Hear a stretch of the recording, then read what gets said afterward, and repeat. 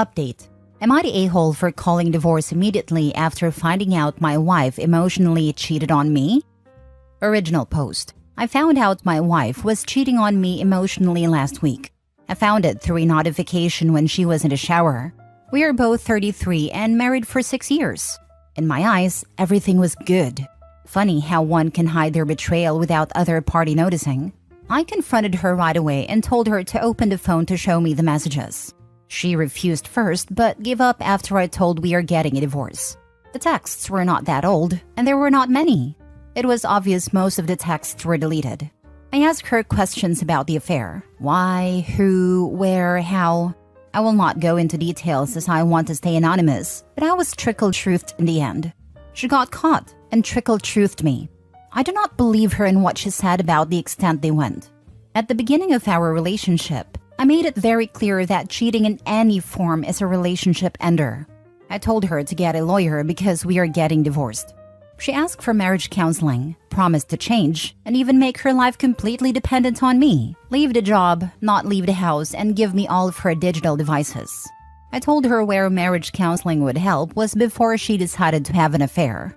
We could go to marriage counseling and solve the problem there by talking whichever problem she had. Instead, she went on to have an emotional affair and made sure to actively hide things from me by deleting texts and trickle-truthing. I reminded her my boundaries and what I told her about them in the beginning of the relationship. I will hand the divorce papers to her this month, and she is telling me to reconsider. Am I the a-hole in this situation? Now for the top comments before reading the update. Not the a-hole. You clearly stated a boundary and what the consequences would be. Now she's shocked that you actually meant what you said. Divorce her and get her out of your house. You clearly stated a boundary and what the consequences would be. Just wanted to add, this is a pretty universal boundary that you don't have to state to expect your partner won't cross. Even if you never have a convo about cheating, it's still reasonable to end a relationship. Agreed. There are boatloads of things you shouldn't have to explicitly tell your boyfriend or girlfriend not to do. I've never explicitly told my wife to not stab me, but I'm pretty confident that she's able to figure out that doing so is wrong, and that I will divorce her if she does so, and I survive. Likewise, I don't have to explain to her how divorce will be the result if she cheats in any way. Not the a-hole. The trickle truth is the problem that makes reconciliation a non-starter. You can't trust her. All the things she's willing to do now are band-aids. Who wants to be married with someone who can't have a life outside of you because they may cheat again? She made her choice. Don't let her drag out the inevitable. This. If they come to me and confess, I may consider at least listening. If I had to dig out oak roots to get the full story, you can't repair the damage. This is exactly why I got divorced. The cover-up was worse than the crime. I don't need to spend the rest of my life playing Nancy Drew. Also, let's not forget the quitting her job and never leaving the house means if they get divorced in the future, he'd probably owe her alimony since she no longer has her own income. Also, this seems like such an interesting and extreme response. Like you'll quit your job and never leave the house? Why? Like what person would be like, yeah, okay, you're in house arrest now. You're a housewife? It makes it seem like she's offering a dramatic solution like she's just throwing spaghetti at a wall to see if it sticks. I don't know. It just kind of strikes me as putting it back on the other person to be the bigger and better person by saying, oh no, you don't have to quit your job and stay at home all the time. So in order to not cheat and prove her loyalty, she proposes this probably outlandish entire lifestyle change to ensure she won't cheat or something? It makes him the bad guy even if he agrees to her proposed solution. It's scary, especially because you had to be so persistent to get whatever truth you did find. I feel like you just never know with these types of people. What all would they hide if they could? It breaks the whole trust. It's your marriage, so if you want to work on it, I would understand. But if you feel so clearly about it, anyone would understand wanting to divorce. It's the deleting and the withholding info and the trickling. I'm so sorry. I've been married for 36 years. Trust and love are the currencies of a successful relationship. If you don't think that you can ever trust her again, then leave. If you still love her, want to save the marriage, then try therapy. Only you know what you feel strongest about. I wish you luck and joy.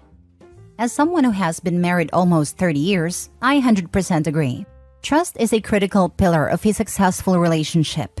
Without it, it fails. Only question is when and how much pain you want to go through. Now for the update. It's 100% divorce now. I think I was looking to relax and validate my logic with that post. Love is there, but trust is broken. My heart told me to have a hope, but my logic told me to divorce. Logic won in the end. It has been over a week now and I still do not get the full information about the affair. Yesterday night and this morning, after the post, I came to learn new information about the affair, and I am still not sure if it's the full extent.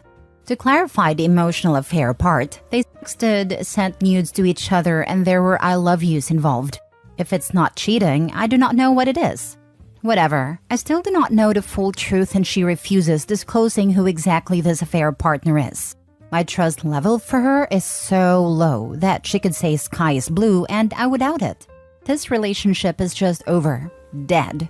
I will go ahead with the divorce as soon as possible so I can process my feelings alone after she leaves.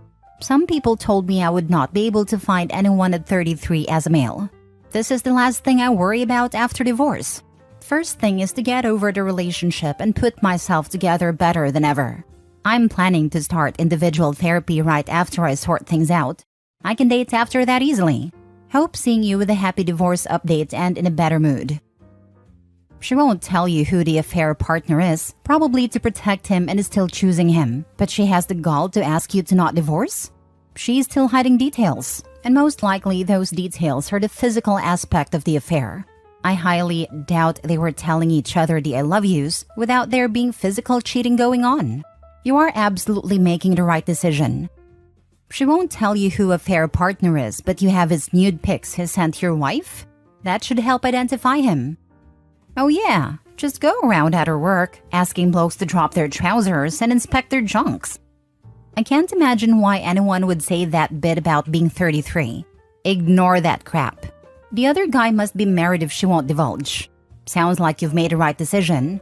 If you do find out who Loverboy is, out him. Good luck.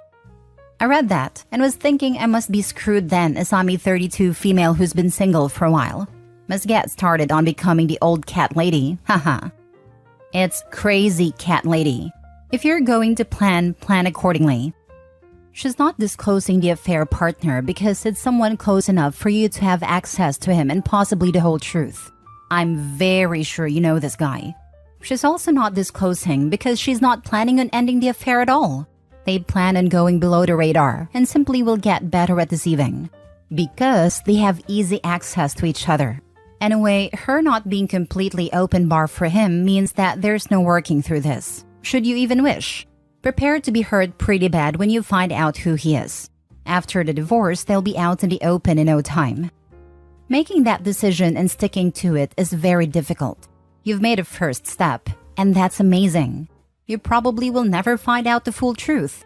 I'm divorcing my wife now for very similar circumstances. You will find someone else at 33. There's literally billions of fish in the sea. I totally agree. 33, looking good, feeling good, earning good, attentive.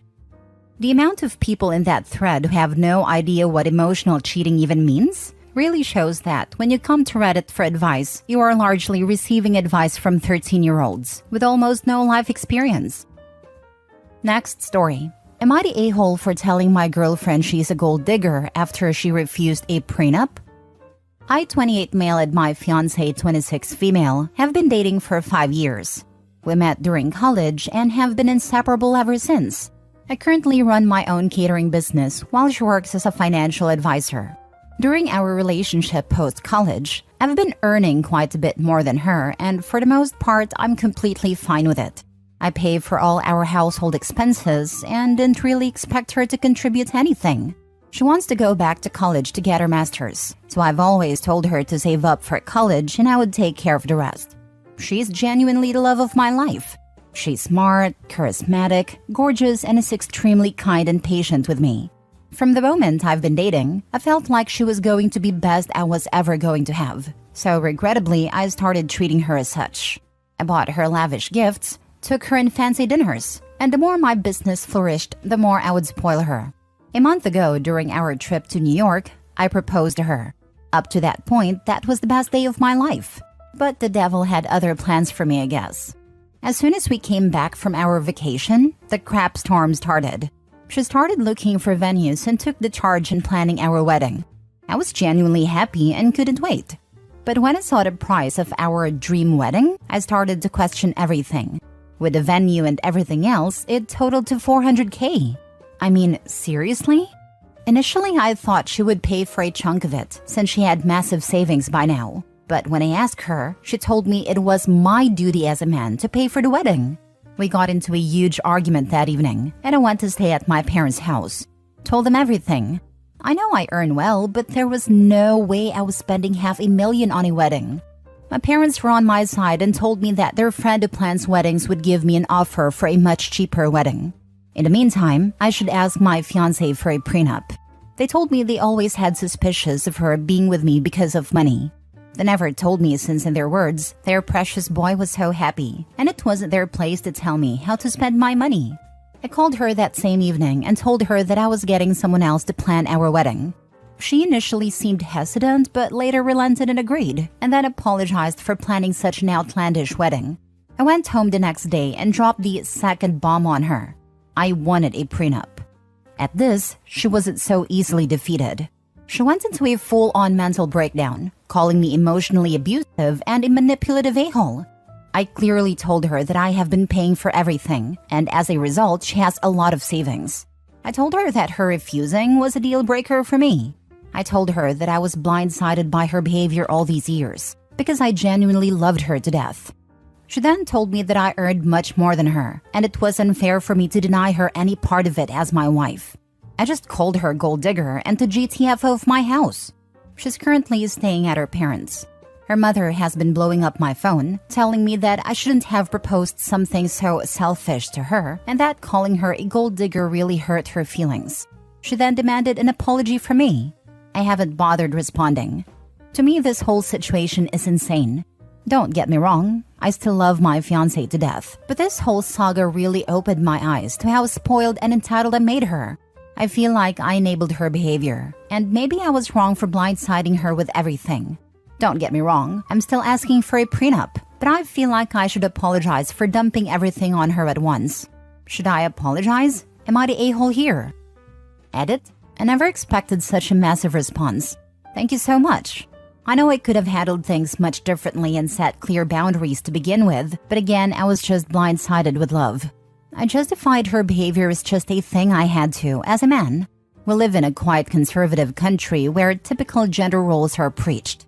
And no, we don't live in the US, so please stop with the baby trap and child support comments. And to those confused about my company, I and my best friend started running ghost kitchens here in Europe across a few countries. When people ask what I do, I usually say catering since it's much easier to explain. I also want to apologize for my poor English. It's not my first language. Now for the top comments. My wife and I still lose sleep over paying off our $30,000 wedding. She's insane. I know someone else that did a $30K wedding. Took them years to pay it off. And what do you really get out of it? One night of food and drinks and photos that you look at once every 10 years. This is why I'm team backyard wedding. You can still have food and take pictures and have it be the greatest day of your life with all the people you love for like $500. To me, it's so stupid to spend money on a one-day event when that money would be much better spent on a down payment for a house or expenses for our future children. She has lots of savings, but won't pay for anything and wants you to stump up $500,000 because you're the man? If it looks like a duck and quacks like a duck, it's probably a duck. Anyone who says you need to obligate yourself to do this for me because of your gender is a roaring piece of turd. Not a-hole, but I'm not sure there is a chance to recover from this. When people show who they really are, believe them. Last story. Am I the a-hole for laughing at my wife's friend's 30s female dating logic? I, 30s male, laughed at my wife's 30s female friend, 30s female. Long story short, my wife and her friend were talking about her friend's dating success. Overhearing her friend's logic, and I let out a chuckle. Her friend then wanted to know what I found so funny. I told her that she shouldn't be surprised that the men she rejects don't want to be friends. And that is people age. They have less time for just friends and want to find someone to settle down with. So she shouldn't take it personally. She then countered that if they, the man she rejected, really wanted to win her heart, they should stay friends and win it slowly over time. I told her that there's no man in their 30s that would want to play that game. And that like she didn't owe them a date, they didn't owe it to her to stay around. No matter how good a friendship was and how sad it made her. This must have struck a nerve as she called me an a-hole. So am I? Was my delivery of what I considered sounded basic logic just bad? Nope. They're being honest with their intentions. She isn't. Exactly. What woman in her right mind wants a man to play the "I'm going to pretend to be your friend but only for as long as it takes to try to win you over romantically" game? This lady is nuts. She wants to be manipulated about her romantic interests and intentions and have them pretend they want a no-benefits friendship when that's the last thing they want? WTF? Dudes reading this post, please don't think the average woman is into this. Being platonically led on only to discover sexless friendship wasn't a long-term plan/desire after all. And it was all a ruse to play the victim of being friend-zoned when it doesn't get you in her panties. We absolutely hate this nonsense. And like the guy I'm replying to said, it's manipulative. 100%. It's like that girl who did a TikTok once how she said to a dude she was dating, "I don't think this is going anywhere."